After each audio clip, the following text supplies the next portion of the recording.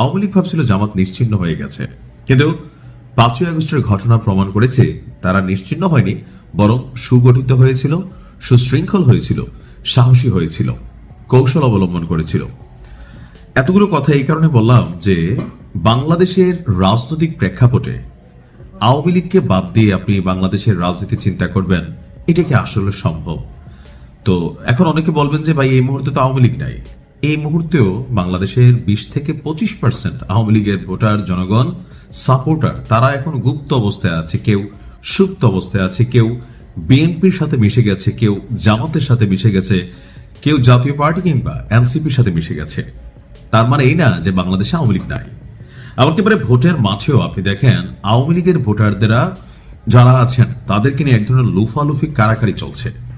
তো এর মাঝখানে তারেক রহমানের এক বক্তব্যকে কেন্দ্র করে সোশ্যাল মিডিয়াতে প্রকৃতপক্ষে আপনি যদি চিন্তা করেন অ্যাজ এ পলিটিশিয়ান, সেই ক্ষেত্রে তারেক রহমানের এই বক্তব্য যে অ্যাজ এ লিডার, ঠিক আছে, যে একটা বাংলাদেশকে তিনি গণতান্ত্রিক রূপ দিতে যাচ্ছেন বা গণতন্ত্রের স্বাদ দিতে যাচ্ছেন, সেক্ষেত্রে রাজনৈতিক দল হিসাবে বা আগামী দিনে আওয়ামী লীগের নেতৃত্বে শেখ হাসিনার বিপরীতে যারা রাজনীতিতে নামতে পারে, এদের মধ্যে হচ্ছে সজীব ওয়াজেদ জয় এবং পুতুল।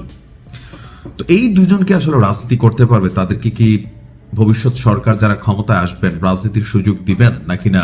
জনাব তারেক রহমানের এক বক্তব্যে তিনি খুব কৌশলে একটা কথা বলেছেন যে জনগণের সমর্থন এবং গ্রহণযোগ্যতা থাকলে সাবেক প্রধানমন্ত্রী শেখ হাসিনার সন্তানদেরও দেশে ফিরে রাজনীতিতে যুক্ত হওয়ার অধিকার রয়েছে।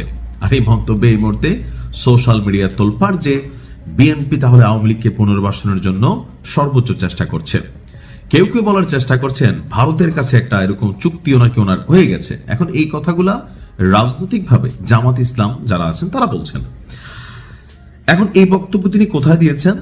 তিনি বলছেন যে কে রাজনীতি করবে সেই সিদ্ধান্ত শেষ পর্যন্ত জনগণই নেবে, এটাই হচ্ছে রিয়েলিটি। এটা জামাত অনেক ক্ষেত্রে এই মুহূর্তে মানতে না পারলেও আজকের দিনে জামাত যে সুদিন দেখছে, কারণ জনগণের একটা অংশ জামাতকে সাপোর্ট করছে, ফান্ডিং করছে, সমর্থন দিয়েছে। এখন আওয়ামী লীগের এদেশের 20-25% যারা কট্টর সমর্থক, কট্টর, আর যারা উইরা এসে জুইরা বসছিল, হাইব্রিড ছিল, লুটপাট করছে, সন্ত্রাসী কর্মকাণ্ড করছে, চাঁদাবাজি করছে, দল হিসাবে আওয়ামী লীগের অস্তিত্ব নষ্ট করে দিয়েছে, এরা কিন্তু ভাই কি এরা উইরা পড়ে গেছে। আবার কখনো সুদিন আসলে এরাই আসবে, রাজত্ব করবে, এটাই হয়তো বা বাস্তবতা। আজকে যারা তৃণমূলের কর্মী তাদের হয়তো খুঁজে পাওয়া যাবে না, পদ পদবিতেও দেখা যাবে না। তো জনগণের মধ্যে একটা বড় অংশ কিন্তু এখন আওয়ামী লীগের সাপোর্টার আছে, আওয়ামী লীগের একটা বড় দল।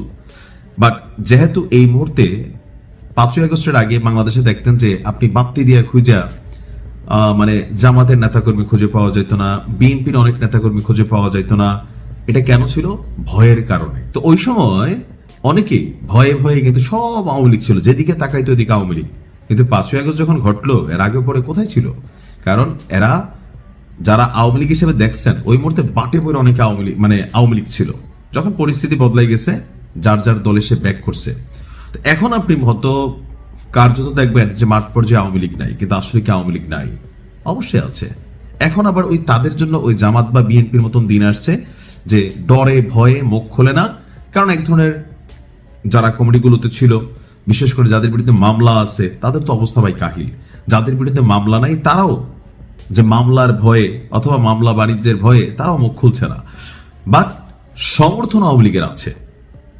যারা জামাতের ডাইহার্ট ফ্যান, জামাত নিয়ে আপনি সারা দিন যাই বলেন, তারা কখনো জামাতকে ছেড়ে যাবে না, গেছে রক্ত দিবে, জীবন দিবে। যারা বিএনপির ডাইহার্ট ফ্যান, তারা কখনো কিন্তু বিএনপিকে ছেড়ে যায় নাই, কৌশলেও যায় নাই। আওয়ামী লীগেরও একটা ডাইহার্ট ফ্যান গ্রুপ আছে, যেহেতু বাংলাদেশের যে রাজনৈতিক দলগুলো আছে অবশ্যই বড় দল হিসাবে সেখানে বিএনপি এবং আওয়ামী লীগ হচ্ছে সবচেয়ে বড় রাজনৈতিক দল। তো সবকিছু মিলিয়ে জনাব তারেক রহমান এই বক্তব্য যখন দিলেন, আমরা দেখলাম যে আন্তর্জাতিক গণমাধ্যম রয়টার্সে তিনি এই বক্তব্য দিয়েছেন যে তাকে প্রশ্ন করা হয়েছিল যে শেখ হাসিনার সন্তানরা তারা বিদেশ থেকে ফিরে রাজনীতিতে যুক্ত হতে পারবেন কিনা। তো তিনি বলছিলেন যদি কাউকে মানুষ গ্রহণ করে, যদি মানুষ তাদের স্বাগত জানায়, তাহলে যে কারো রাজনীতি করার অধিকার আছে। তিনি সাক্ষাৎকার দিচ্ছেন কোথায়? রয়টার্সকে। রয়টার্সের নিউজ আর্টিকেল কারা পড়ে? সারা পৃথিবীর যেই মানবাধিকার সংস্থাগুলো আছে, রাষ্ট্রের প্রধানরা আছেন বা লাইক কূটনীতিকরা আছেন, অ্যাম্বাসেডাররা আছেন, হ্যাঁ, এটা কিন্তু তারা পড়ে। তো সেইখানে যদি জনাব তারেক রহমান বলতো না এখানে আওয়ামী লীগের আর জায়গা নাই, কথার কথা, তাহলে আন্তর্জাতিকভাবে তার যে নেতৃত্ব সেটা নিয়ে প্রশ্ন তুলতো যে তিনিও তো আসলে রাজনীতির মাঠে সবাইকে ওয়েলকাম জানাচ্ছেন না।